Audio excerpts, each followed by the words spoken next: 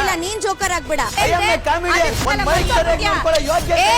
Big boss Kannada season 12 ಮನೆಯಲ್ಲಿ ಇತ್ತೀಚೆಗೆ ಜಗಳಗಳು ಜಾಸ್ತಿ ಆಗ್ತಿದೆ. ಯಾವುದಾದರೂ ಒಂದಲ್ಲ ಒಂದು ವಿಷಯಕ್ಕೆ ಮನೆಯಲ್ಲಿ ಜಗಳ ನಡೆಯೋದು ತಪ್ಪಿದ್ದಲ್ಲ. ಫಿನಾಲೆಗೆ ಹತ್ತಿರವಾಗುತ್ತಿದ್ದಂತೆ ಸ್ಪರ್ಧಿಗಳು ಫುಲ್ ಆಕ್ಟಿವ್ ಆಗಿದ್ದಾರೆ. ಅವರನ್ನು ಅವರು ಉಳಿಸಿಕೊಳ್ಳಲು ಪರದಾಡುತ್ತಿದ್ದಾರೆ. ಇದರ ನಡುವೆ ಅಶ್ವಿನಿ ಮತ್ತು ಗಿಲ್ಲಿ ನಡುವೆ ದೊಡ್ಡ ಮಟ್ಟದಲ್ಲಿ ಜಗಳ ನಡೆದಿದೆ. ಕಲರ್ಸ್ ಕನ್ನಡ ವಾಹಿನಿಯು ಹಂಚಿಕೊಂಡ ಹೊಸ ಪ್ರೋಮೋದಲ್ಲಿ ಗಿಲ್ಲಿ ನಟ ಅಶ್ವಿನಿ ಗೌಡ ಅವರು ಜಗಳ ಆಡಿಕೊಂಡಿದ್ದಾರೆ. ಯಾರು ಉತ್ತಮ ಯಾರು ಕಳಪೆ ಎಂಬ ಟಾಸ್ಕ್ ವೇಳೆ ಗಿಲ್ಲಿ ನಟ ಅವರು ಅಶ್ವಿನಿ ಗೌಡಗೆ ಕಳಪೆ ಕೊಡುವಾಗ ನೀಡಿದ ಕಾರಣಗಳು ಅಶ್ವಿನಿ ಅವರನ್ನ ಕೆರಳಿಸಿವೆ ಎಂದು ಊಹಿಸಲಾಗಿದೆ.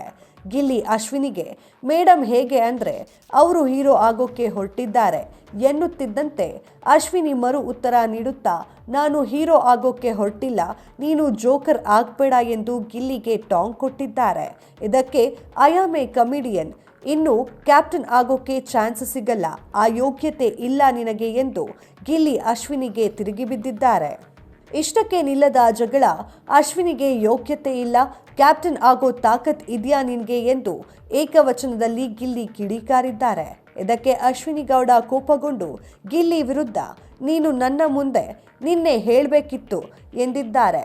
ಇನ್ನು ಜಗಳ ಮುಂದುವರೆದಿದ್ದು ಗಿಲ್ಲಿ ಅಶ್ವಿನಿ ಗೌಡಗೆ ಮೈಕ್ ಸರಿಯಾಗಿ ಹಾಕೊಳ್ಳೋ ಯೋಗ್ಯತೆ ಇಲ್ಲ ಎಂದು ಕೂಗಾಡಿದ್ದಾರೆ. ಅದಕ್ಕೆ ಅಶ್ವಿನಿ ಯೋಗ್ಯತೆ ಬಗ್ಗೆ ಎಲ್ಲ ಮಾತನಾಡಬೇಡ ಎಂದು ಉತ್ತರಿಸಿದ್ದಾರೆ. ಇದಕ್ಕೆ ಗಿಲ್ಲಿ ಸಿಟ್ಟಿನಿಂದ ನಾನು ಮಾತನಾಡುತ್ತೀನಿ ಎಂದಿದ್ದಾರೆ. ಇನ್ನು ಬಿಗ್ ಬಾಸ್ ಮನೆಯಲ್ಲಿ ಇವರ ಇಬ್ಬರ ಜಗಳ ದೊಡ್ಡ ಮಟ್ಟದಲ್ಲಿ ನಡೆದಿದೆ.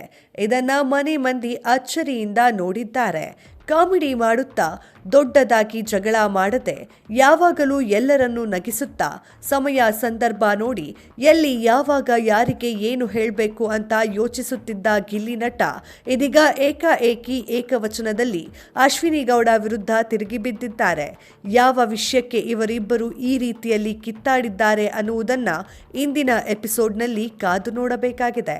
ಮತ್ತಷ್ಟು ಬಿಗ್ ಬಾಸ್ ಅಪ್ಡೇಟ್ಸ್ಗಾಗಿ ಫಾಲೋ ಮಾಡಿ ಫಿಲ್ಮಿ ಬೀಟ್ ಕನ್ನಡ.